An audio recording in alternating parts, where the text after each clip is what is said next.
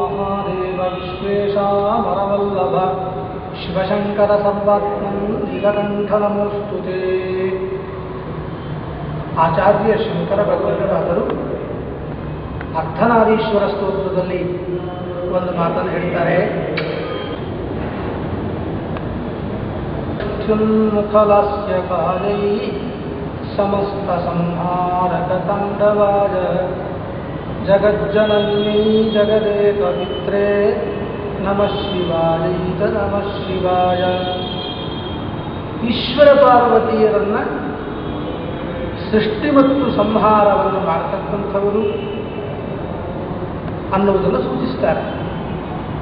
ಪ್ರಪಂಚ ಸೃಷ್ಟ್ಯುನ್ಮುಖಲಾಸ್ಯಗಾಯೈ, ಪ್ರಪಂಚವನ್ನು ಸೃಷ್ಟಿ ಮಾಡಿ ಬೆಳೆಸಬೇಕು ಅಂತ ತಾಯಿ ಚಿಂತನೆ ಮಾಡಿದರೆ ಸಮಸ್ತ ಸಂಹಾರಕ ತಾಂಡವಾಯ, ಎಲ್ಲವನ್ನೂ ಸಂಹರಿಸಬೇಕು ಅಂತ ಪರಮೇಶ್ವರ ಸಂಕಲ್ಪಿಸ್ತಾನೆ.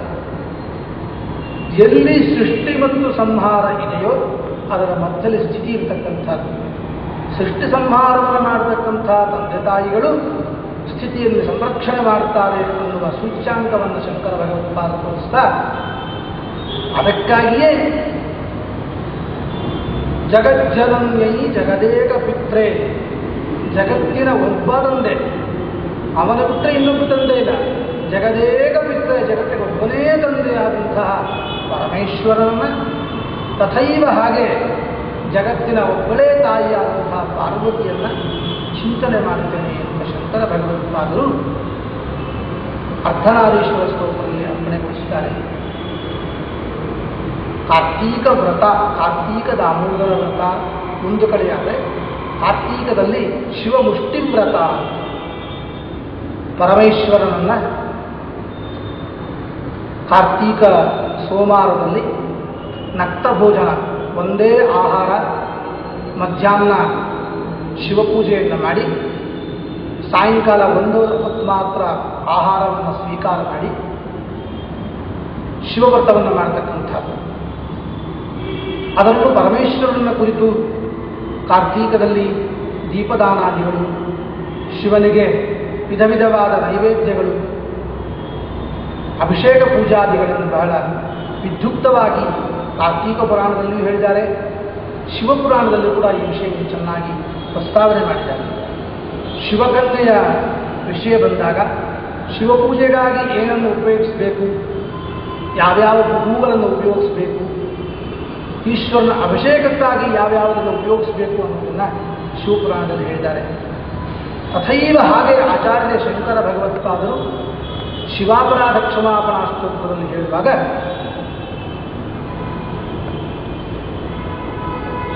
ಈ ವ್ರತಾದಿಗಳಲ್ಲಿ ಶಿವಪೂಜೆಯನ್ನು ನಾನು ಮಾಡಲಿಲ್ಲ.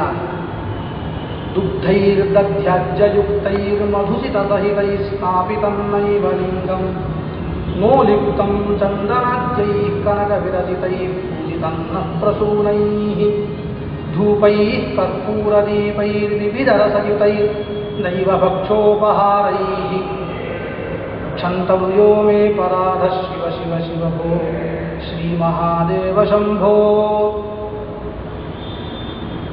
ನಿನಗಾಗಿ ವಿಧ ವಿಧವಾದಂತಹ ಭಕ್ಷಭೋಜ್ಯಗಳನ್ನು ಮಾಡಿ ನೈವೇದ್ಯ ಮಾಡಲಿಲ್ಲ, ಪಂಚಾಮೃತಾದಿಗಳಿಂದ ಅಭಿಷೇಕವನ್ನು ಮಾಡಲಿಲ್ಲ.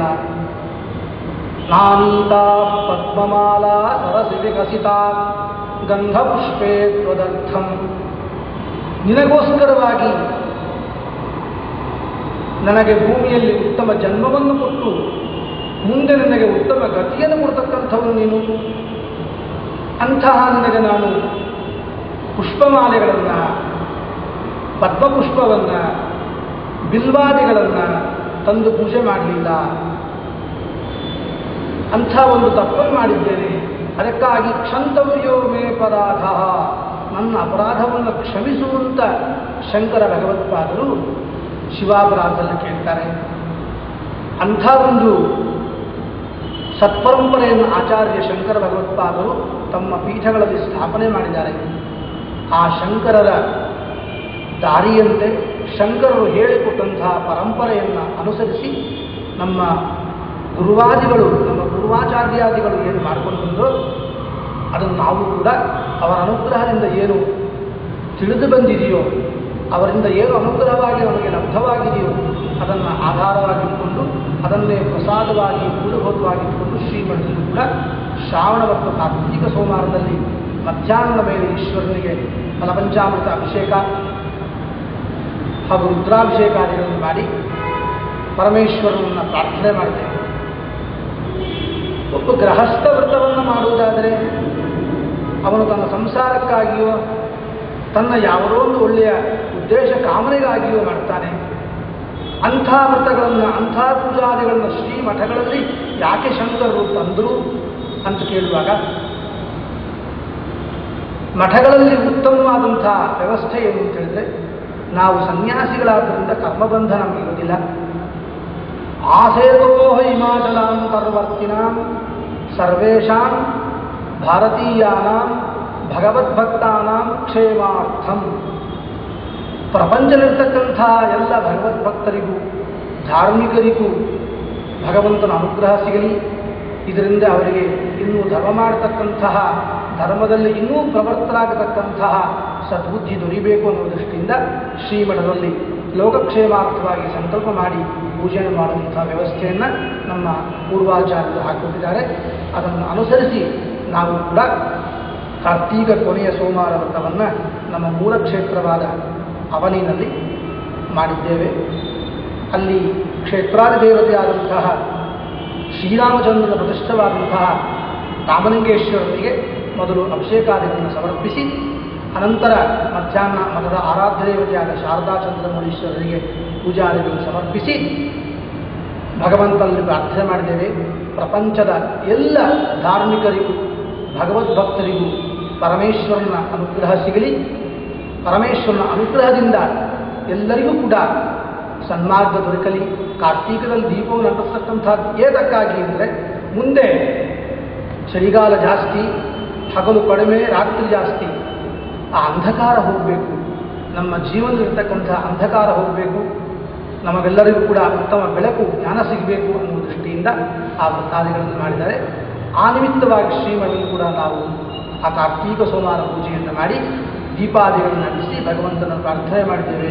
ಲೋಕಾ ಸಮಸ್ತ ಸುಖಿನೋ ಭವಂತು, ಪ್ರಪಂಚ ಎಲ್ಲವೂ ಸುಖವಾಗಿರಲಿ ಅಂತ ಪ್ರಾರ್ಥನೆ ಮಾಡಿದ್ದೇವೆ.